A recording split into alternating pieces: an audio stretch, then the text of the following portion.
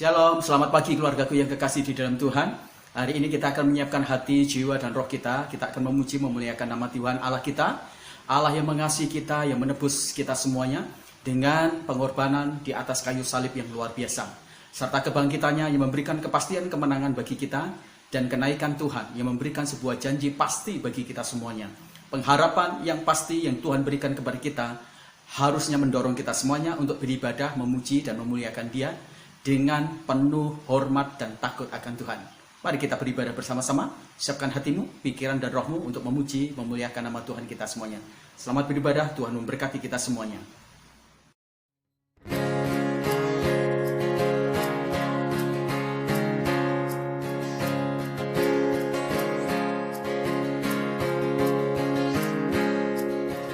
Kemegahan Raja dalam kemuliaan,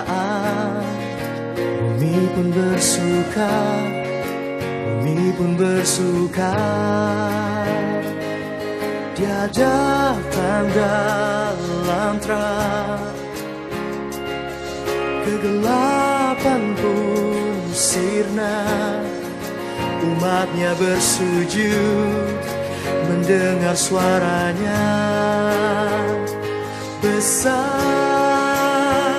Allahku, nyanyikan besar Allahku, selamanya besar dan ajaib Tuhanku.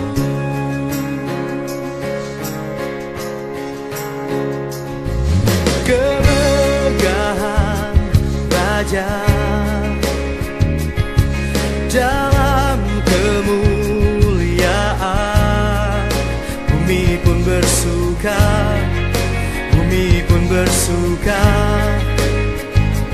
Dia datang dalam terang, kegelapan pun sirna, umatnya bersujud dengar suaranya.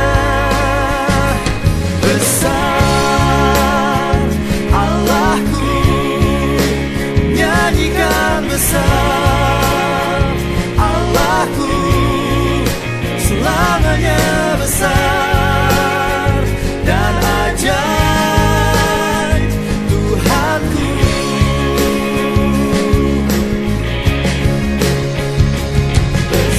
Layak disembah, Kau Raja segala raja, hatiku bernyanyi, Kau besar.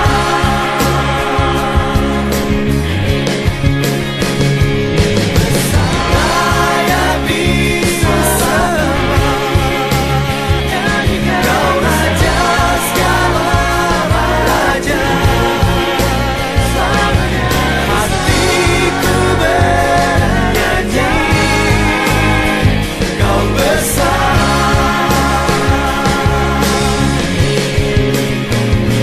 Besar Allahku, nyanyikan besar Allahku, selamanya besar dan ajaib Tuhanku.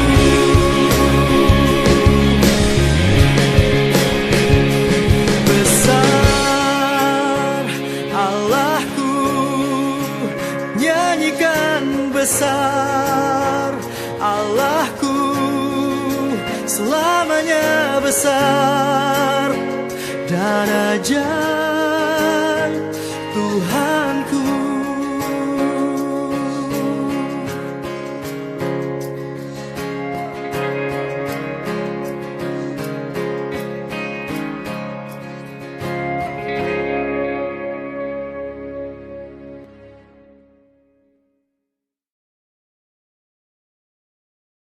Ajaib Kau Tuhan, ajaib Kau Tuhan.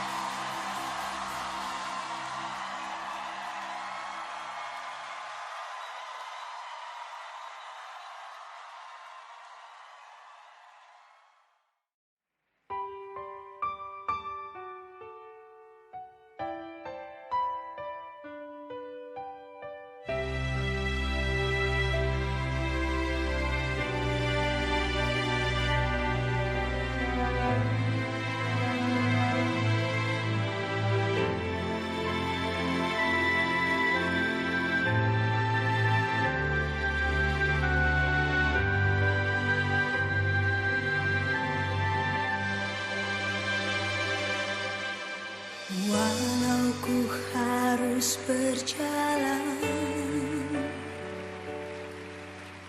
dalam lembah kekelaman, perlindungan-Mu, oh Tuhan, nyatalah bagi hidupku. Tiada pernah sedetik pun, tiada pernah Kau tinggalkan. Sungguh mulia dan sempurna, hanya Kau layak disembah. Yesus, Engkau juru selamatku, dalam jangkauan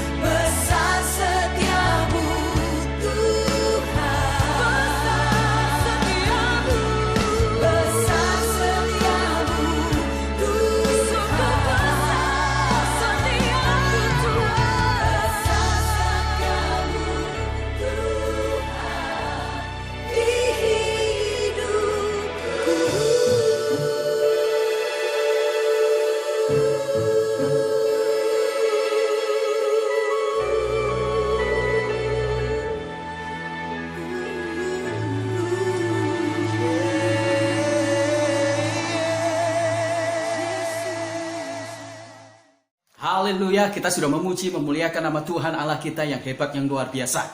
Dia yang tidak pernah sedikit pun berpaling dari kita semuanya, sekalipun mungkin kita hidup tidak sesuai dengan bagian dari perencanaan Tuhan dan perkenanannya. Tetapi kasih karunia Allah memampukan kita terus-menerus untuk tidak meninggalkan kita. Dalam segala keterbatasan, dalam juga segala kekurangan kita. Roh Kudus dan kasih karunia Allah itu memampukan kita menjadi orang-orang yang terus-menerus berkembang dan bertumbuh dalam perubahan-perubahan yang berkenan kepada Allah. Mari kita akan menyiapkan hati pikiran kita semuanya untuk mendengarkan firman Tuhan. Kita berdoa bersama-sama. Terima kasih Tuhan untuk kasih karunia Tuhan yang luar biasa. Pengorbananmu di atas kayu salib, kami berterima kasih. Bahkan untuk firman yang akan kami dengarkan ini, Tuhan memberikan kepada kami semuanya hikmat, marifat, supaya kami tahu apa yang Tuhan inginkan dalam hidup kami berkaitan dengan kebenaran firman Tuhan pagi ini. Tuhan memberkati keluarga-keluarga kami yang online. Tuhan juga memberkati keluarga-keluarga kami yang offline juga yang ada di pastori. Terima kasih Tuhan, kami mengucap syukur. Kami memberkati kebenaran firman Tuhan ini. Dan demi nama Tuhan Yesus Kristus, kiranya urapan Roh Kudus menyertai kami semuanya, supaya kami yang bodoh tahu akan kebenaran firman Tuhan. Terima kasih. Dalam nama Tuhan Yesus Kristus kami berdoa. Haleluya. Amin. Hari ini kita akan berbicara secara khusus tentang kenaikan Tuhan Yesus yang menjadi dasar mengembangkan gereja Tuhan yang sehat. Kita akan membuka di dalam Injil Lukas pasal yang ke-24 ayat yang ke-50 sampai ayat yang ke-53. Saya akan membacakan ayat ini dan Bapak Ibu semuanya bisa menyimaknya dengan baik-baik. Injil Lukas pasal yang ke-24 ayat yang ke-50 sampai ayat yang ke-53. Lalu Yesus membawa mereka keluar kota sampai dekat Betania. Di situ ia mengangkat tangannya dan memberkati mereka. Dan ketika ia sedang memberkati mereka, ia berpisah dari mereka dan terangkat ke surga. Mereka sujud kepadanya, lalu mereka pulang ke Yerusalem dengan semangat dan sangat bersukacita. Mereka senantiasa berada di dalam bait Allah dan memuliakan Allah. Amin. Berbahagialah kita yang membaca kebenaran firman Tuhan, menyimpan, melakukannya. Karena firman Tuhan ini akan menjadi berkat bagi kita semuanya. Apalagi kalau kita melakukan firman Tuhan itu, maka hidup kita akan menjadi hidup yang diperkaya dalam kebenaran firman Tuhan dan kasih karunia Tuhan Allah kita yang besar. Nah, Bapak Ibu yang kekasih dalam Tuhan, bersyukur kalau kita melihat banyaknya gereja-gereja yang muncul di negara Indonesia, bahkan mungkin di kota-kota kita semuanya. Semakin banyak gereja yang muncul, berarti akan banyak kesempatan kesaksian dari gereja Tuhan, kesaksian anak-anak Tuhan, dan kasih karunia atau salam itu dibagikan kepada banyak orang-orang yang belum percaya kepada Tuhan. Berdirinya sebuah gereja di beberapa tempat itu merupakan sebuah anugerah, kasih karunia yang luar biasa. Dan gereja bukan hanya sebagai penggembira ketika dia ada di dunia ini. Gereja bukan hanya sebagai pelengkap saja ketika dia ada di dalam dunia ini. Tetapi gereja merupakan sesuatu yang sangat penting ada di dalam dunia ini. Gereja merupakan sebuah pengejawantahan dari kasih karunia Allah. Pengejawantahan dari karunia Allah. Anugerah Allah di muka bumi ini. Itu sebabnya gereja harus berkomitmen tinggi untuk menjadi pengabdi-pengabdi kepada Tuhan. Gereja harus berkomitmen untuk menyembah, mengagungkan Dia. Gereja harus berkomitmen untuk menyatakan shalom kepada banyak orang yang belum percaya kepada Tuhan. Gereja harus memberitakan Injil secara aktif kepada orang-orang yang belum percaya kepada Tuhan. Maka gereja harus menyadari bahwa dia adalah pengabdi Kristus. Harus melakukan apa yang Tuhan inginkan dalam kehidupan gereja. Gereja harus meneladani apa yang dilakukan oleh Kristus. Gereja juga harus melakukan apa yang menjadi bagian dari visi dan misi Kristus Yesus ketika dia ada di muka bumi. Bahkan gereja juga kemudian harus melakukan wasiat yang sangat penting ketika Tuhan Yesus akan naik ke surga.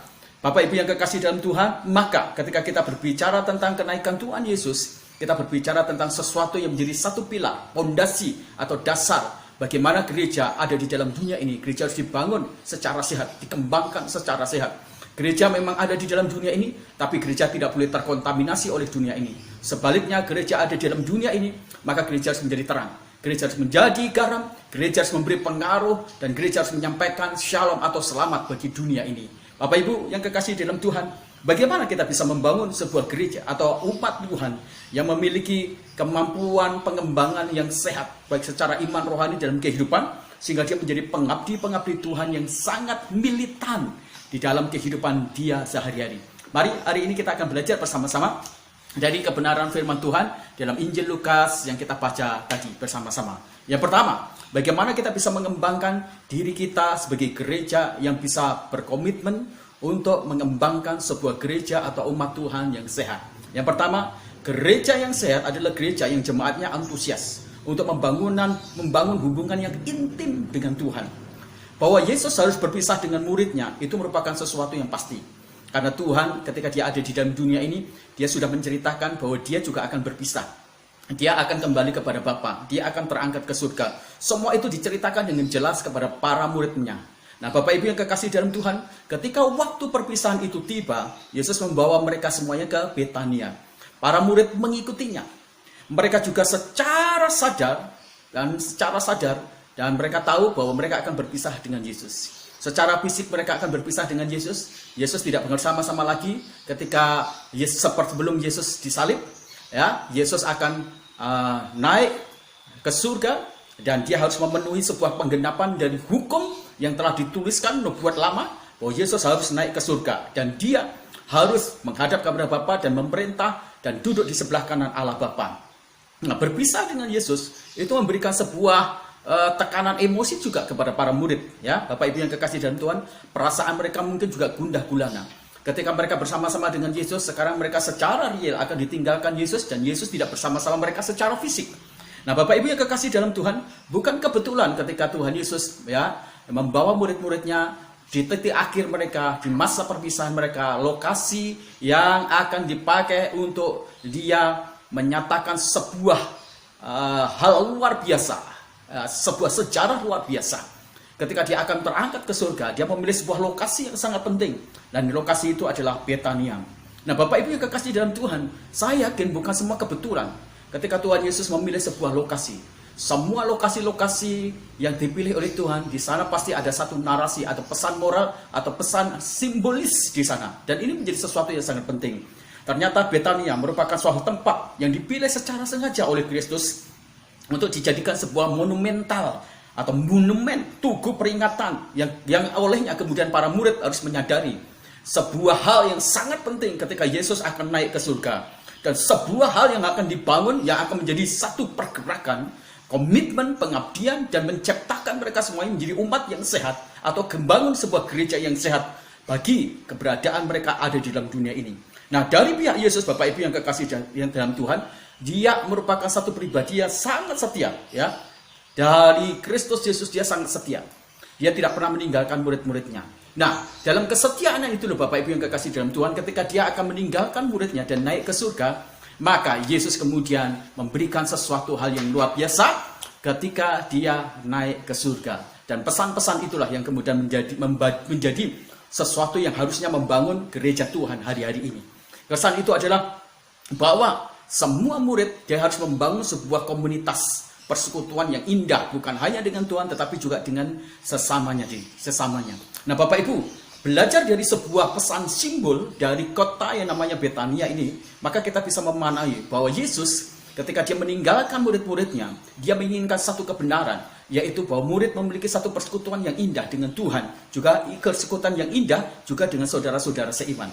Nah, kata Betania itu atau lokasi Betania, nama Betania sendiri itu merupakan satu kota yang memiliki makna atau memiliki beberapa hikmah yang luar biasa.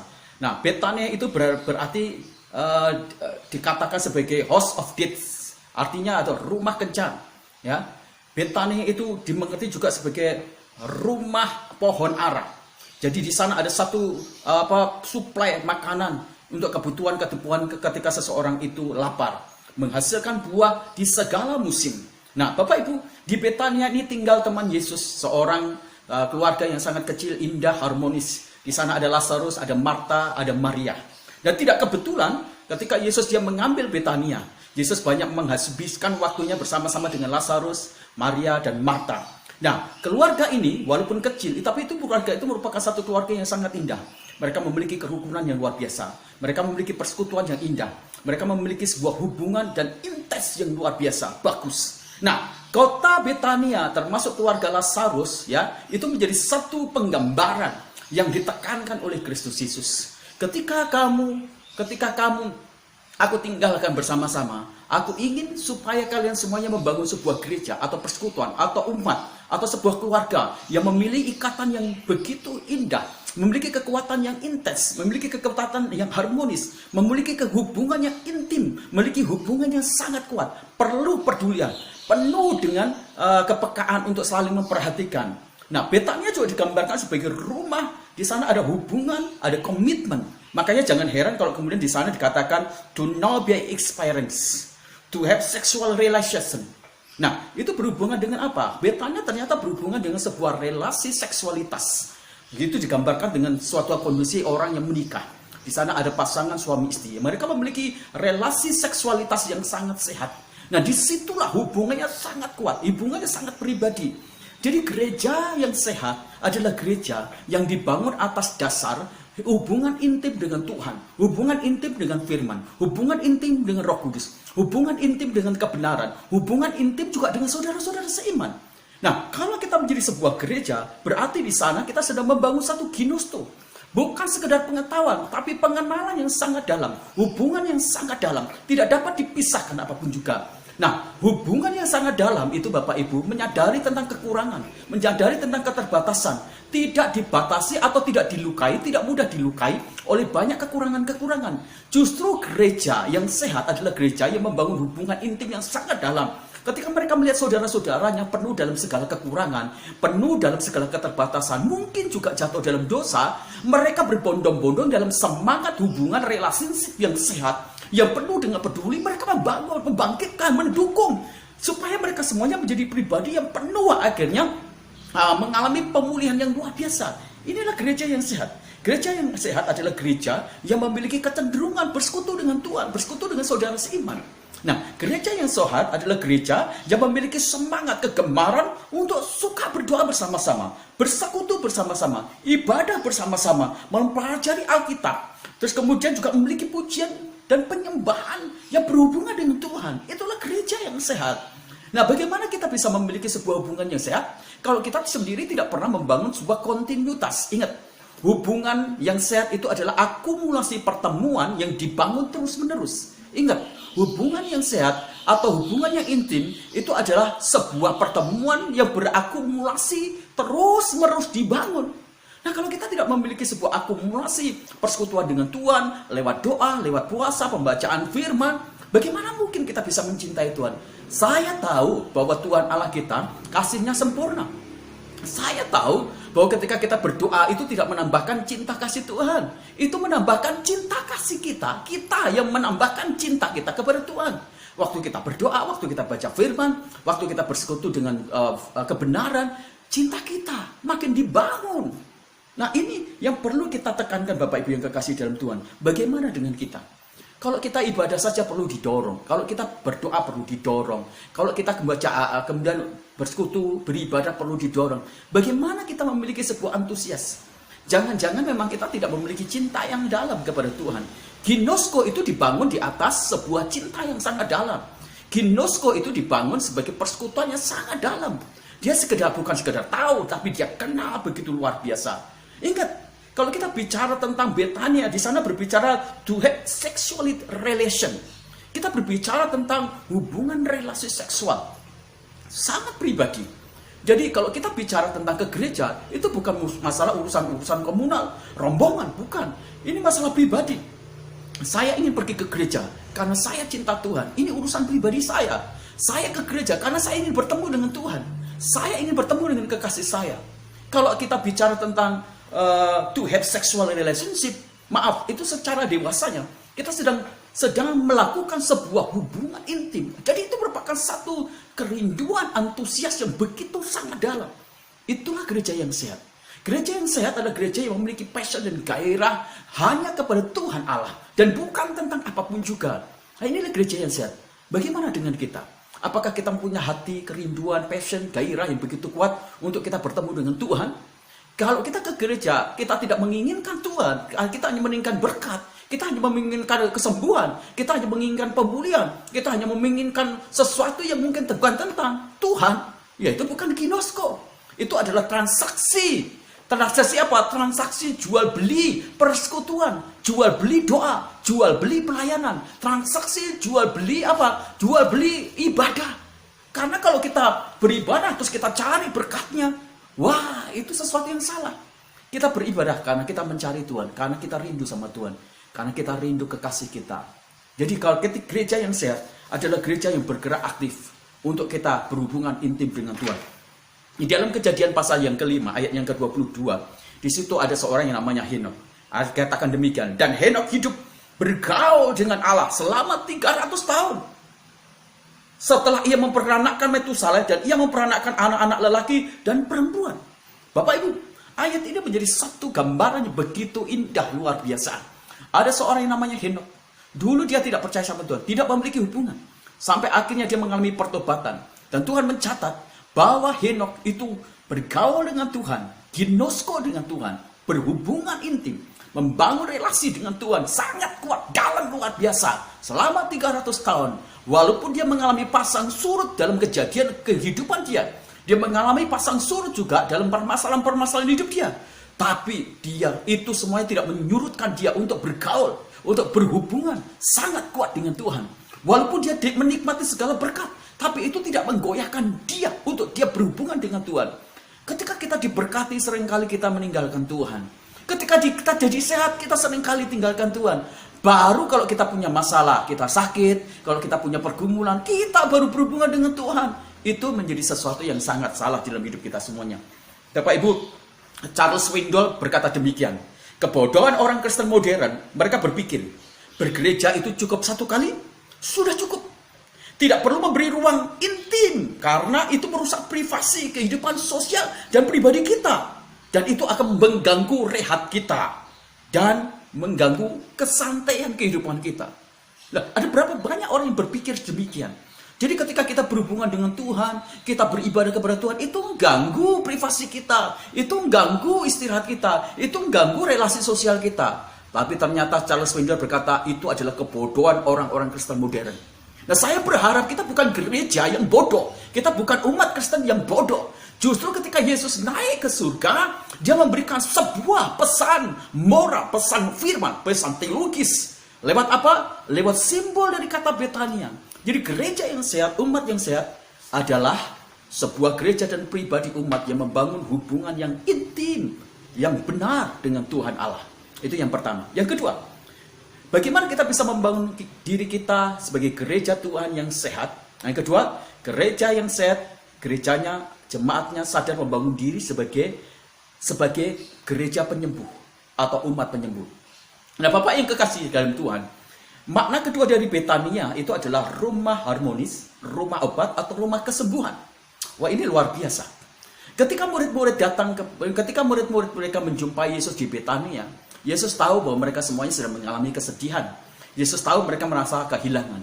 Bapak Ibu, siapa sih yang tidak sedih ketika kita ditinggalkan oleh orang yang begitu penting dalam hidup kita? Siapa sih yang tidak berduka ketika kita ditinggalkan oleh orang-orang yang begitu menduduki posisi yang begitu sangat utama di hati kita, memberikan pengaruh yang begitu besar dalam hidup kita? Semua orang alami. Apakah para murid tidak mengalami? Semua orang murid mengalami hal itu. Dan Yesus tahu bahwa ketika mereka akan berpisah dengan Yesus itu sendiri, mereka akan mengalami kepedihan yang sangat dalam. Mereka akan mengalami luka, mungkin kehilangan yang begitu dalam. Bapak Ibu, kalau Bapak Ibu belum tahu apa artinya rasa kehilangan, tanya kepada ibu-ibu yang kehilangan anak. Tanya kepada istri yang kehilangan suami. Tanya seorang suami yang kehilangan istrinya. Atau tanya orang tua yang kehilangan anaknya. Atau tanya anak-anak yang kehilangan orang tuanya. Mereka mengalami kepedihan, satu luka yang mungkin sangat dalam. Tapi Bapak Ibu yang kekasih dalam Tuhan, saya senang. Yesus itu berbicara tentang Betania, tidak hanya berbicara tentang hubungan, relationship yang kuat. Tetapi dia berbicara tentang rumah obat. Dia berbicara tentang penyembuhan, pemulihan dari luka. Ini murid-murid, kalau dia ditinggalkan, dia pasti akan terluka, dia akan mengalami duka cita. Tapi Yesus berkata, aku memang meninggalkan engkau. Mungkin aku tidak bersama-sama dengan engkau. Tapi ingat, ada kekuatan penyembuhan, ada obat yang akan ada pada diri kalian semuanya. Dan obat itu akan datang, akan menjadi penyembuh hidupmu, akan menjadi pemulih ibumu, dan akan memberikan obat imunmu yang kuat. Imun rohanimu, imun juga imanmu, imun mentalmu, pikiranmu juga. Siapa yang diberikan menjadi obat itu? Yaitu Roh Kudus. Nah, Bapak Ibu, saya senang sekali bagaimana Yesus menggambarkan bahasa pesan simbol teologis itu lewat Betania ini. Betania ini berbicara tentang rumah obat, rumah penyembuh. Yesus ingin memastikan ketika dia akan pergi, murid-murid tidak berduka lama. Murid-murid tidak sakit iman, tidak sakit rohani, tidak sakit mental, tidak sakit karena kehilangan. Yesus ingin melindungi. Bapak Ibu yang kekasih dalam Tuhan, Yesus ingin menyatakan kepada kita semuanya, ingat, kalian semua itu adalah satu tubuh. Kalau kalian satu tubuh, kalian saling membutuhkan, kalian saling bergantung. Untuk kalian bisa hidup, kalian itu saling melengkapi, saling bergantung. Jadi, kalau kalian satu tubuh, kalian harus saling melindungi, saling mengasihi, saling menolong, saling memperhatikan, saling membangun, saling menghidupi, saling menyembuhkan. Jangan kemudian menjadi mematikan. Nah, kalau kita satu kesatuan dari tubuh Kristus dan termasuk kemudian satu kesatuan dari anggota umat Allah, bagian dari keluarga Allah, maka di sana ada sesuatu yang sangat penting, yaitu kemampuan untuk menyembuhkan. Sebagai satu kesatuan tubuh Kristus, kita bukan hanya sekedar menerima, tetapi kita juga harus sering memberi. Sebagai satu kesatuan tubuh Kristus, kita bukan hanya selalu akan menerima di bawah tangan, tapi kita selalu akan memberkati. Nah, artinya ketika kita menjadi satu tubuh Kristus, kita semuanya akan terus-menerus memperhatikan. Tapi ingat juga, dalam sebuah persekutuan manapun juga, pasti kita juga akan mengalami ketegangan. Kita juga akan mengalami miskomunikasi, kita juga akan mengalami mispemahaman, kita juga mungkin juga akan bisa marah, kita bisa kemudian berkelahi.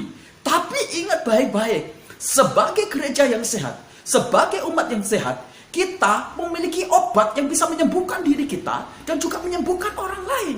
Orang Kristen dan gereja itu merupakan satu rumah untuk menyembuhkan luka, penyakit-penyakit, tetapi juga dia bisa menyembuhkan diri kita sendiri. Nah, Bapak Ibu yang kekasih dalam Tuhan, hal yang indah adalah gereja yang sehat adalah gereja di mana kemampuan menyembuhkannya lebih besar dibandingkan kemampuan memberikan atau menjadi epidemi penyakit bagi banyak orang.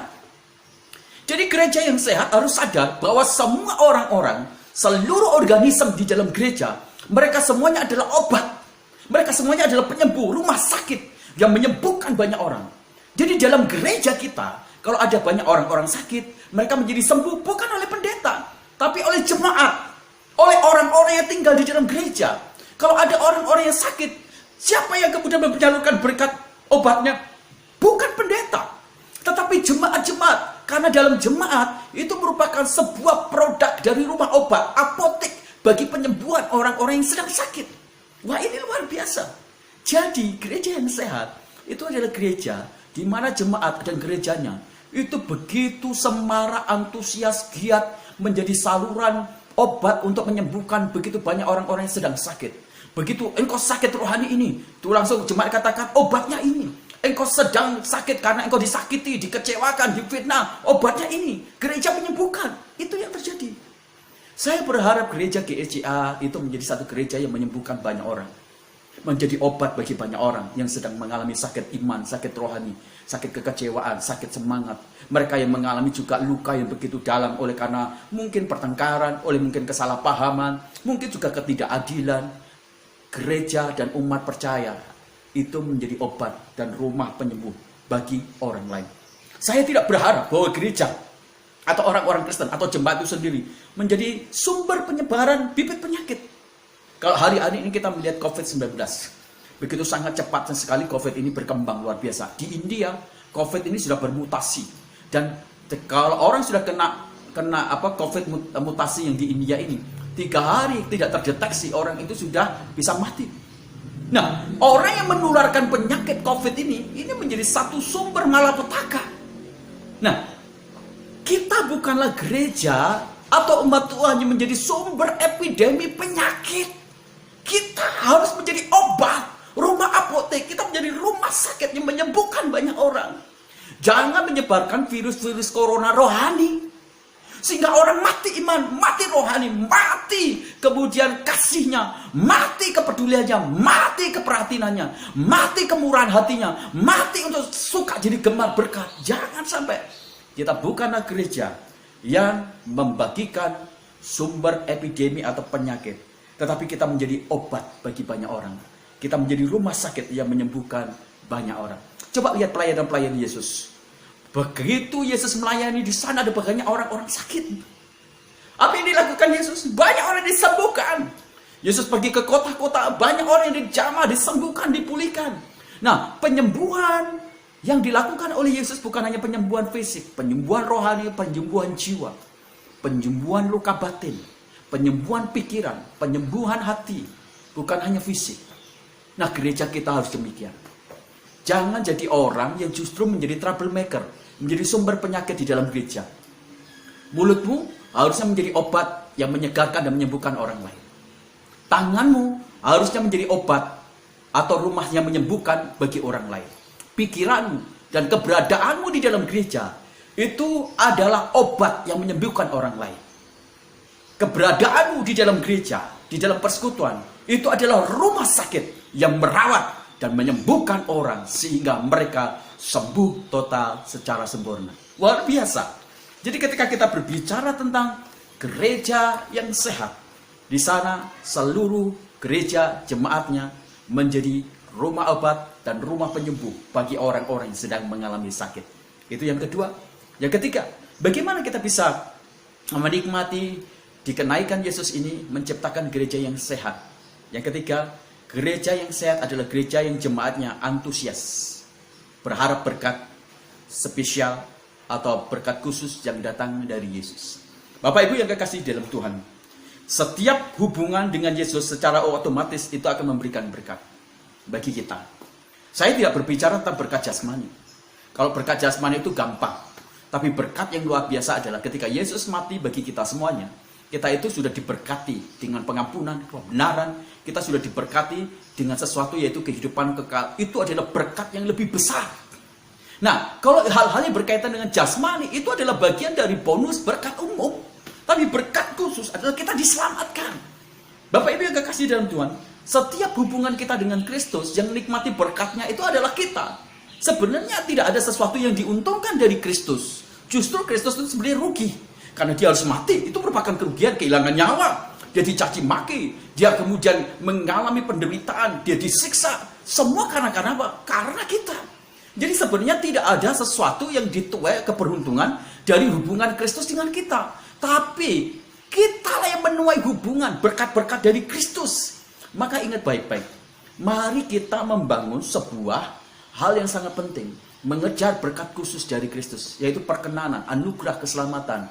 Kasih karunia yang membuat kita mengalami perubahan-perubahan di karakter kita. Pertobatan yang terus-menerus dijadikan di dalam hidup kita semuanya. Ada orang yang menjadikan dirinya Kristen. Ya, Bapak Ibu, tapi mereka hanya berharap berkat-berkat khusus. Berkat-berkat khusus itu adalah berkat-berkat yang dapat dinikmati orang secara umum. Apa itu misalnya Bapak Ibu? Kalau Bapak Ibu lihat matahari itu merupakan berkat umum yang diberikan Tuhan kepada banyak orang. Entah itu orang baik, entah tidak baik diberikan. Udara itu semuanya. Tapi berkat umum juga ketika orang itu bekerja dengan rajin, ya orang akan terima itu semuanya. Tapi berkat khusus, wow, tidak semua orang terima. Hanya orang-orang yang memiliki sebuah hubungan, relasi, kepercayaan kepada Tuhan Yesus. Dia yang menikmati itu semuanya. Nah, saya berharap kita juga demikian. Jadikanlah diri kita menjadi gereja yang mengejar berkat khusus. Apa itu berkat khusus? Kehadiran Tuhan, kehadiran kebenaran Tuhan, kehadiran Roh Kudus, kehadiran kekudusan Tuhan, kehadiran kesucian Tuhan. Saya tidak berbicara tentang sesuatu yang harta materi. Saya tahu bahwa kita merindukan gedung gereja. Kita pengen punya tanah, kita pengen punya tempat. Saya tahu, tapi bukan itu yang otomatis yang kita kejar. Yang kita kejar ketika kita menjadi jemaat, menjadi gereja, kita mengejar Tuhan hadir di gereja kita. Kita mengejar kebenaran Tuhan yang benar. Kita mengejar kesucian Tuhan. Kita mengejar berkat berkenanan Tuhan. Itu yang harusnya menggaung dalam hidup kita semuanya. Ada orang-orang yang hari Minggu cari uang. Ada orang-orang yang cari hari Minggu mereka malah plesir, meninggalkan gereja. Ada orang-orang yang ikut arisan. Ada orang-orang yang meninggalkan Tuhan. Karena apa? Karena itu masalah keluarga. Saya mau mengatakan satu kebenaran seperti Charles Swindoll katakan. Orang-orang yang bodoh adalah orang-orang yang tidak memiliki sebuah kerinduan untuk memperoleh berkat khusus. Apa itu? Persekutuan dengan Tuhan itu sendiri, kebenaran, kesucian Tuhan. Charles Swindoll katakan orang bodoh itu yang hari Minggu saat beribadah, tapi mereka pelesiran. Saat hari Minggu malah tinggalkan Tuhan. Saat hari Minggu malah sibuk arisan, mementingkan arisan, tapi tidak mementingkan Tuhan. Saya mau katakan, justru dia orang bodoh menurut Charles Swindoll. Nah, Bapak Ibu yang kekasih dalam Tuhan, berapa banyak orang-orang mengejar berkat umum? Mereka katakan arisan, ya itu urusan betul. Ya kalau aku nggak ikut arisan, aku nggak dianggap, nanti ditinggalkan. Kita lebih takut ditinggalkan oleh manusia daripada kita takut ditinggalkan oleh Tuhan. Bapak Ibu, bukan berarti bahwa saya kemudian memberikan sebuah aturan atau mengatakan ya sudahlah, kamu jangan bersahabat dengan, bukan. Tapi ada porsi-porsi yang harus kita tata. Waktunya untuk Tuhan harus waktunya Tuhan. Jangan sampai kita kemudian menjadi lalai. Waktu Yesus ditanya oleh Petrus, Tuhan, kemanakah saya harus memberi pajak itu? Ya, ada orang yang mencobai orang Farisi. Yesus katakan demikian, kamu beri yang pantas diberikan negara, dan kamu harus beri kepada yang pantas juga diberikan kepada Tuhan. Hari Minggu itu adalah sesuatu yang memang sepantasnya, selayaknya orang Kristen itu beribadah pada Tuhan. Sekalipun kau beribadah di rumah masing-masing, komitmen, disiplin, jangan tinggalkan. Itu penting sekali. Nah, Mazmur pasal 127 ayat 1 dan 2 itu menjadi sesuatu yang sangat indah bagi kita semuanya. Ya, katakan demikian. Sia-sialah kamu bangun pagi-pagi dan duduk-duduk sampai jauh malam, dan makan roti yang diperoleh dengan susah payah, sebab ia memberikannya kepada yang dicintainya pada waktu tidur. Ada orang-orang, entah itu juga orang Kristen mungkin, dari pagi dia bangun, terus di pikirannya ada kerja. Dia hanya bekerja mencari berkat umum. Tapi Tuhan katakan sia-sia mereka, udah capek berlelah.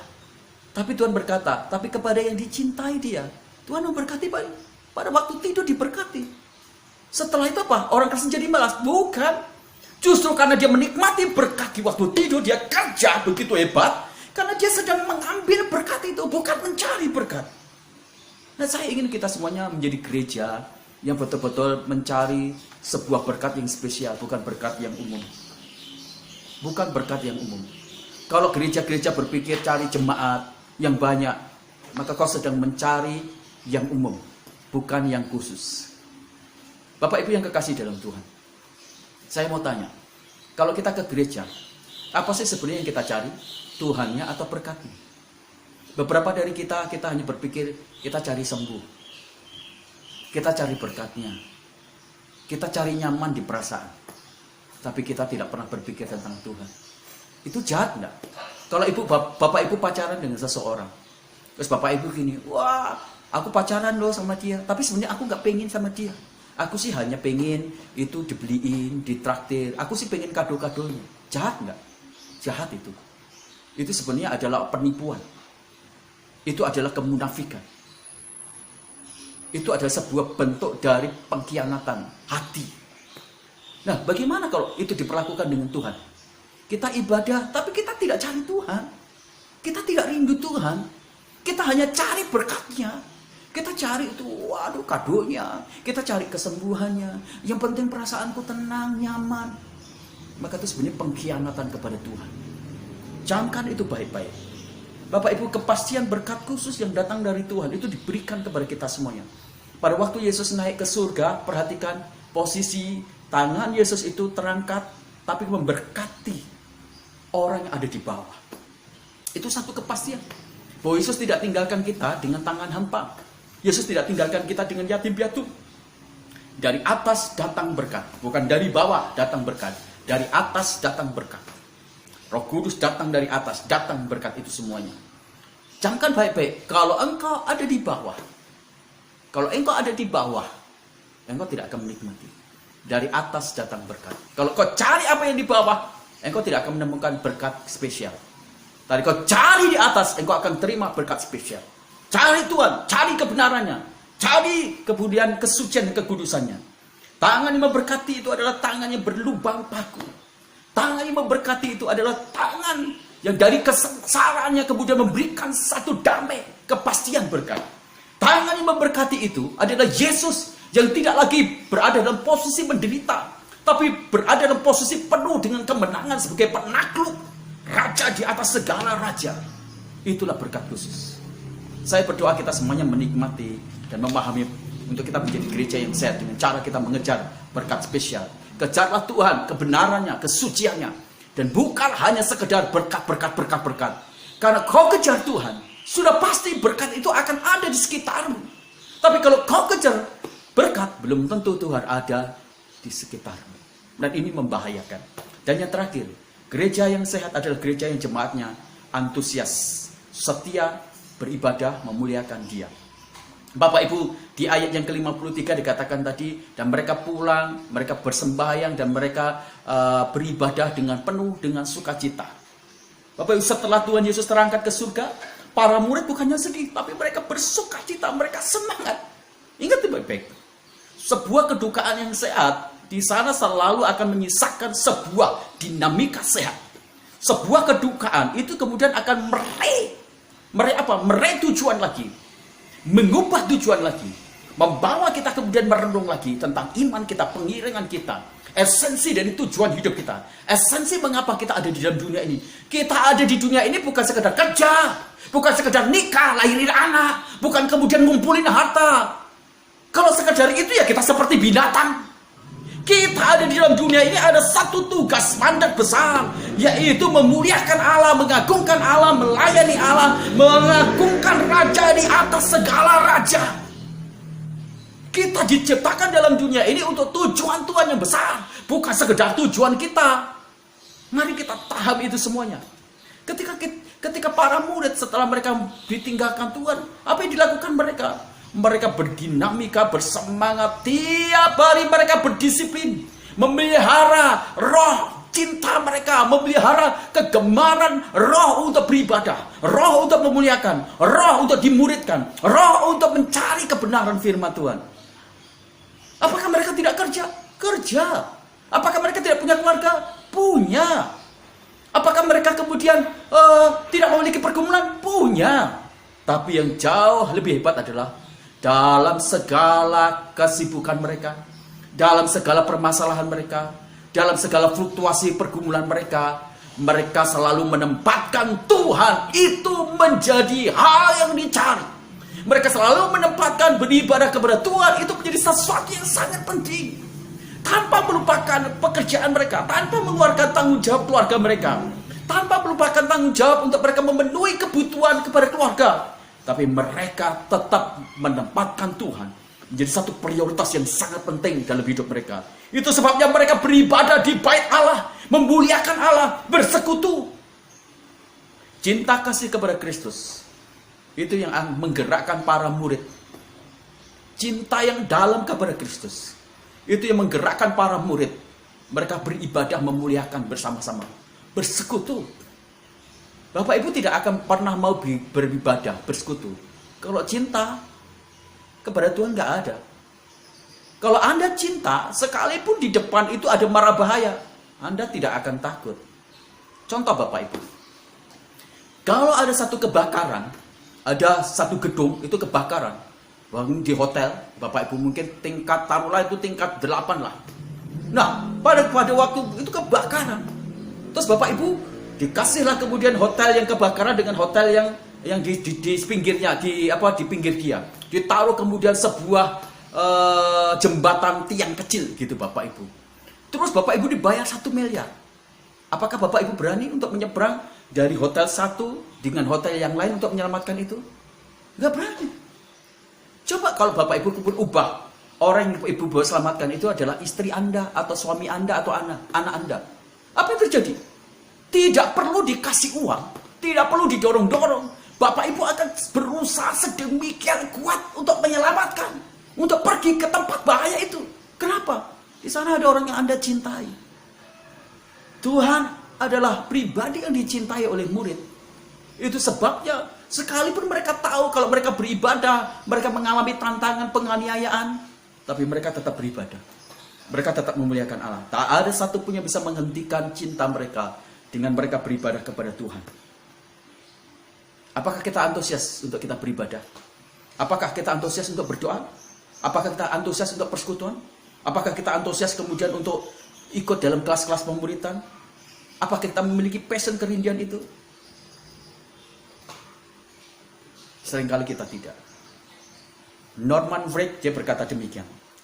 Jika kita mengaku telah berjumpa Yesus, namun tidak pernah melayaninya, tidak pernah menyerahkan totalitas hidup kita secara personal, tidak pernah punya gairah untuk beribadah bersama-sama, berjumpa dengan Kristus, dan teman-teman yang lain.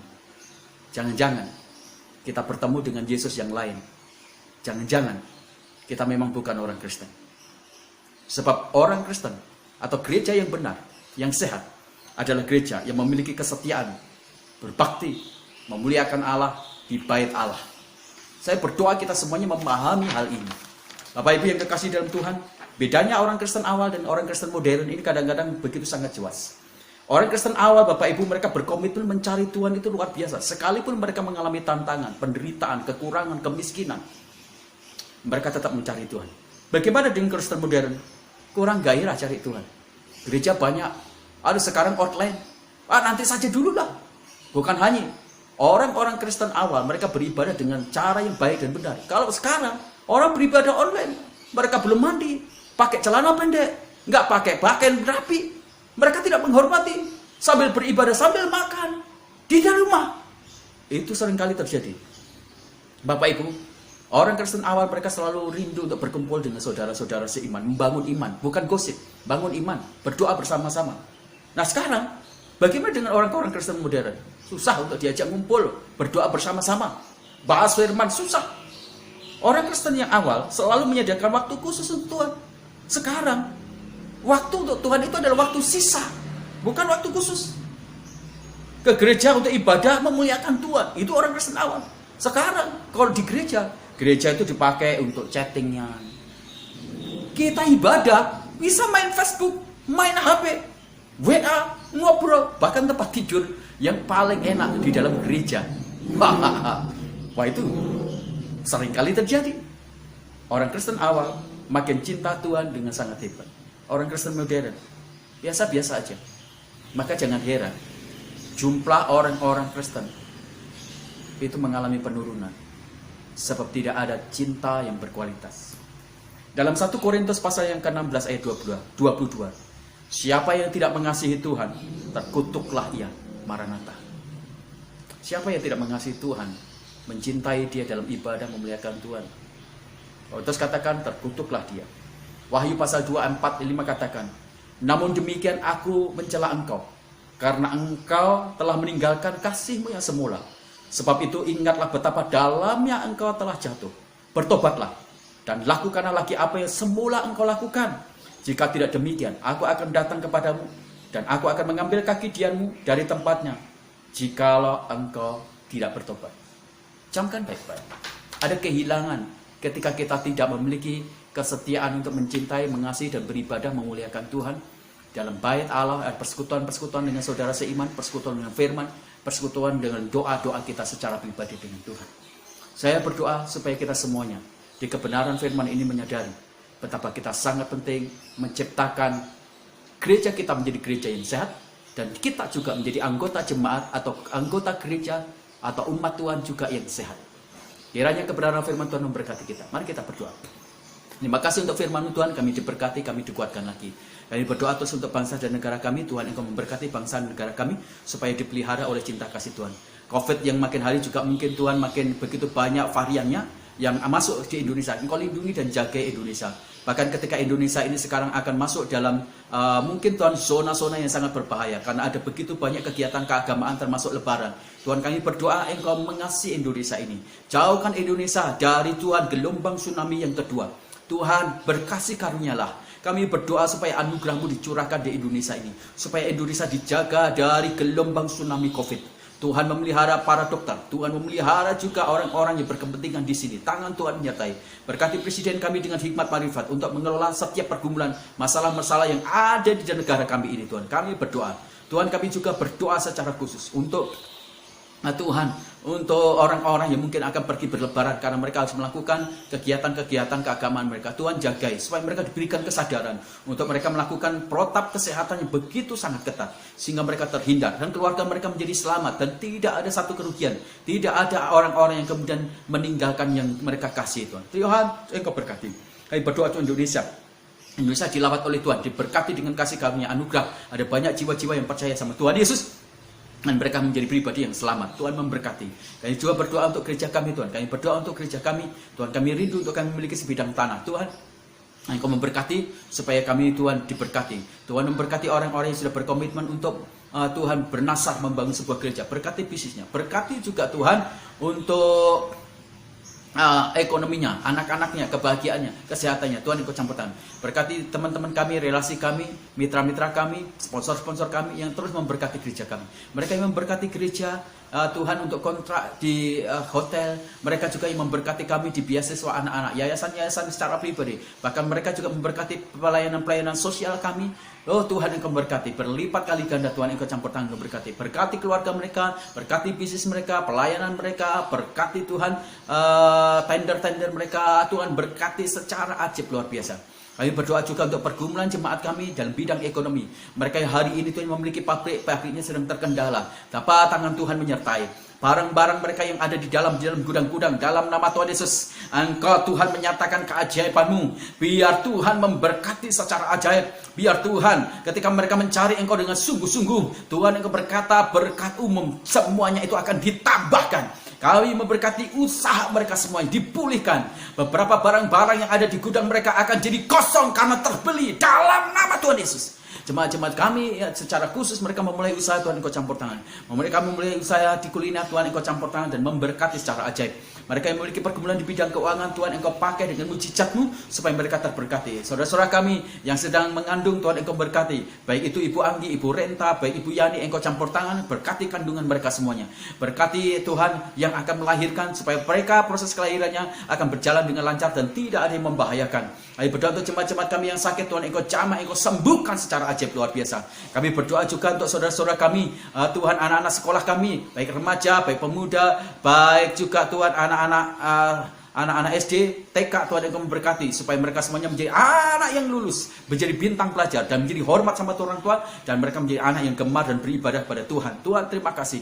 Berkati juga Tuhan untuk pergumulan gereja kami Tuhan dalam pertumbuhan iman, pertumbuhan rohani. Dan kami rindu juga Tuhan gereja kami bukan hanya menjadi basis Tuhan pembaharuan di bidang religi, di bidang mental iman, tetapi juga menjadi pembaharuan di bidang ekonomi, basis sosial, pendidikan, kesehatan. Tuhan Engkau memakai gereja kami supaya kami bisa bersinergis juga dengan Tuhan tokoh-tokoh, baik tokoh-tokoh agama, baik itu juga pemerintah. Tuhan memberkati pemerintahan negara kami juga Engkau berkati, juga pemerintahan lokal kami di Cipanas juga Engkau berkati, baik bupati, camat, kepala desa, kepala kelurahan dan RW RT. Tuhan Engkau berkati. Berkati ekonomi di kota kami. Tangan Tuhan terus menerus campur tangan memberkati ekonomi di kota kami. Kami berterima kasih Tuhan. Akhirnya keluargaku yang kekasih dalam Tuhan, angkatlah kedua tanganmu dan terimalah berkat Tuhan. Kasih sayang dari Allah Bapa kita lewat Tuhan Yesus Kristus yang telah mati di atas kayu salib, menebus segala dosa dan kutuk kita semuanya. Dan persekutuan dengan Roh Kudus yang menguduskan kita dari hari ke hari sehingga kita tidak bercacat celah di hadapannya. Itulah sebabnya Tuhan memberkati keluargamu,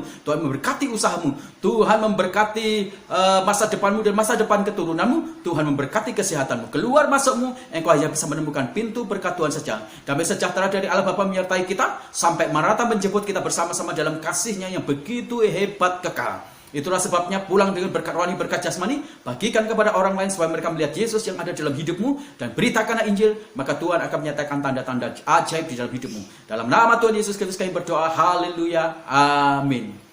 Selamat pagi keluargaku yang kekasih di dalam Tuhan, yang beribadah secara online juga yang beribadah bersama-sama dengan kami secara offline.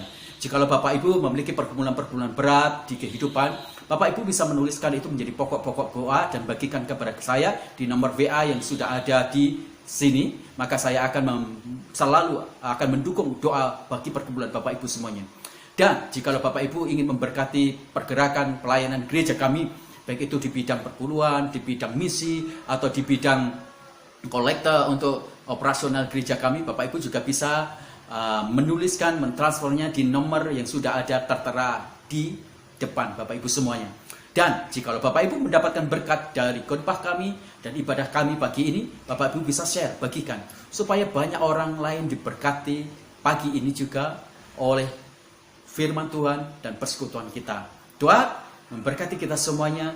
Selamat pagi dan kiranya Shalom dan Jehovah Jireh dan Yehovah Sama menyertai kita semuanya. Haleluya, amin.